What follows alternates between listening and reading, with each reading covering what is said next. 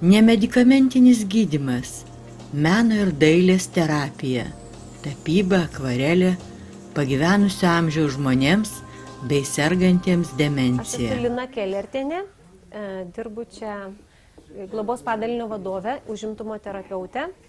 Užimtumo terapija reikalinga žmonėms tam, kad jie galėtų išsaugoti savo esamus socialinius įgūdžius, kad tiesiog skatina grupinį bendravimą, emociškai palaiko, suteikia teigiamų emocijų, buvimas kartu, galėjimas, sugebėjimas padaryti dar kažką, tai sukurti.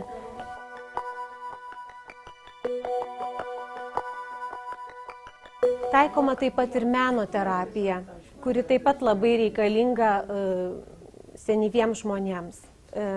Būtent dailės terapija gana sunkiai sekasi senyviems žmonėms, kadangi daugelis iš jų šiek tiek prisibijo piešti, sako, aš nemoku, visą gyvenimą nepiešiau, bet mes vis tiek stengiamės suteikti tą galimybę žmogui išreikšti save spalvų, formų pagalba. Tai va tokie mūsų užsiėmimai yra.